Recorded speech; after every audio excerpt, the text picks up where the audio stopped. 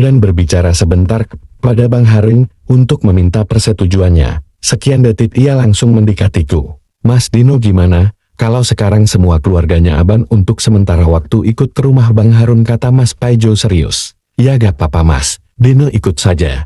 Apa gak ngerepotin Bang Harun sama keluarganya di kecamatan sebelah, jawabku dengan bibir mulai menggigil. Enggaklah Den, tenang saja kau, masa kau tak tahu aku ini siapa? Kau dari dulu sudah kuanggap lebih dari saudara bagiku Dan. Jawabnya meyakinkan aku. Tak sadar Wawak Ita yang mendengar, serta mencermati pembicaraan kami dari ruang tengah berteriak keras, ikuti saja, kata mereka Den. Setelah itu Wawak Ita keluar dari ruang tengah menuju Bang Harun dan Mas Paijo. Mereka berunding untuk mencari yang terbaik bagi kami semua. Hasilnya mereka berkeinginan keras dan bulat membawa kami semua dari rumah setan ini saat itu juga. Setelah pembicaraan itu, kami semua satu persatu dibawa Bang Harun dan Mas Paijo masuk ke dalam mobilnya. Yang pasti mobil itu berjejal penuh dengan posisi Mamat dan Niko terlentang, sedang aku, Bang Harun, dan Ayah duduk di samping mereka.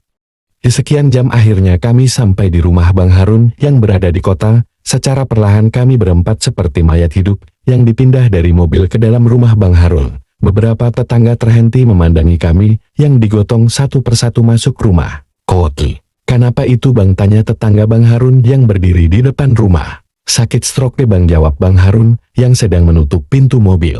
Mamat dan Niko ditidurkan di kamar Wak Ita, sedang aku dan Ayah tidur di kamar Bang Harun. Karena kondisi fisikku semakin melemah beberapa saat kemudian, akhirnya aku pun sudah tak sadar. Ceritanya biar dilanjutkan sama Mas Paijo dan Bang Harun. Vin, cerita ini berganti sudut pandang kepada Mas Paijo dan Bang Harun. Doki dan kau tidur saja bentar biar Mas Jojo yang lanjutin kisah pahit kau. Awal kedatanganku ikut Harun ke rumahnya adalah untuk liburan dan rekreasi karena menurut infonya, rumah Harun yang baru tempatnya banyak yang terkenal indah. Tapi saat mau happy-happy aku dihadapkan pada kenyataan yang berbeda. Setelah Dano dan keluarganya terlentang di rumah keluarga Harun, aku pun dengan cepat menghubungi Ki Bagus, guru spiritual yang membimbingku dan Harun di Jawa. Koti, tut. Assalamualaikum Ki, salamku dari HP. Waalaikumsalam Mas Jo. Gimana liburannya? Tanyanya yang ramah. Ki, keluarga temannya Bang Harun sekarat. Gimana ini Ki? Tanyaku cepat karena panik. Sekarat gimana Jo? Coba jelaskan pelan-pelan, jangan panik. Aki biar tahu apa masalahnya. Kata Ki Bagus yang mulai serius. Masih dalam telepon aku menjelaskan secara singkat akan kondisi keluarga Dino waktu itu. Selesai bercerita beliau diam sejenak untuk memikirkan solusi untuk keluarga Bang Deno. Koti. Mas Jo, kamu sekarang cari 5 helai janur kuning. Setiap orang kamu ikat pinggangnya dengan janur itu, serta sisakan 1 helai buat Ake. Jelas beliau. Lah buat apa Ake minta 1? Jawabku penasaran. Nanya terus Mas Jo ini. Lakukan perintah Aki, jawabnya, yang tetap ramah. Rencananya Ake lusa ke Medan, jadi sekalian mampir ke rumah Harun, kalau begini ceritanya. Jelas Ki Bagus yang perhatian kepada Bang Harun. Ya Ki, terima kasih, kalau mau nyampe kabari Paijo ya Ki. Ucapku senang. Ya Jo, tapi setelah kau ikat mereka dengan janur kuning, setelah 3 jam kabari Aki lagi ya. Jelas Ki Bagus sambil menggodaku. Jangan lupa salam Aki untuk Haren dan keluarganya di situ. Pesan Ki Bagus. Siap Ki, jawab serta panggilan telepon terakhir yang kuputus duluan. Setelah mendapat perintah, aku dan Harun langsung pergi ke pasar untuk mencari janur kuning. Sekitar beberapa puluh menit, kemudian kami kembali ke rumah. Sampai di rumah Harun, dan aku membacakan mantra sebentar di depan janur kuning itu. Selanjutnya melaksanakan perintah Ki Bagus untuk mengikat pinggul mereka semua dengan janur kuning dan menyisakan 1 buat beliau yang akan datang besok lusa. Tugasku sudah selesai. Aku bersama dengan Harun serta ayahnya duduk-duduk di ruang tamu sambil membicarakan musibah yang menimpa keluarga Dino. 3 jam berlalu. Suara teriak dari ibunya Harun terdengar dari ruang tamu. Koti, bang. Mamatnya Dino sama Niko matanya terbuka dan bisa bicara. Suara keras yang membuat kami bertiga berlari cepat ke kamar ibunya Harun. Sesampainya kami di kamar, ibunya Dino terlihat sudah bangun dengan Niko. Mereka sudah membuka matanya dan mulai bicara perlahan, serta membetulkan tempat duduknya. Mereka berdua langsung bersandar dibantu dengan Bu Ita. Tak lama kemudian dari kamar sebelah teriakan Harun yang sudah berada di kamar sebelah berteriak, "Ya, Julu."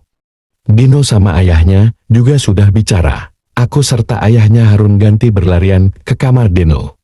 Mereka terlihat sama dengan ibu dan adiknya, mulai bicara dan mata sudah terbuka, hingga akhirnya mereka mulai duduk bersandar di ranjang. Kami yang senang dengan melihat keadaan itu langsung terlempar, satu sama lain senyum dan wajah sumringah, dan terdengar suara dari kamar sebelah. "Koti, ini di mana?" "Mak Harun, tolong saya antar ke kamar mandi," pinta Ibu Dino yang terdengar dari kamar sebelah. "Ini di rumahku, ayo." "Apa kau bisa jalan?" jawab dan tanya Ibu Harun. Hanya anggukan kepala Ibu Dino yang terlihat. Seketika Ibu Dino langsung berdiri, dan tubuhnya merasa ringan. Ia langsung berjalan menuju ke kamar mandi diantar ibunya Harun. Mereka semua akhirnya bergantian masuk ke kamar mandi satu persatu untuk membuang hajat dan bersuci.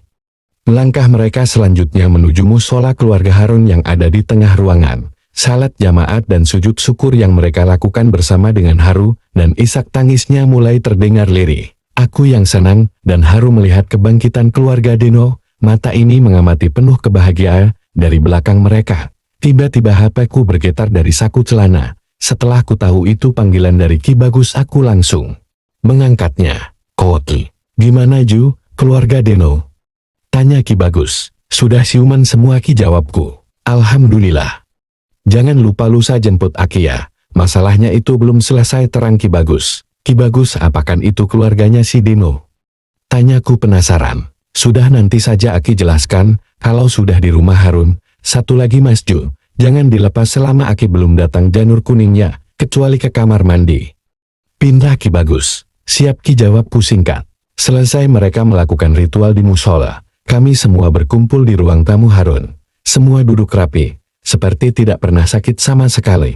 Pemandangan yang mengherankan waktu itu, bukan saja dari keluarga Harun, aku sendiri pun baru pertama kali mengalami kejadian seperti ini seumur hidup.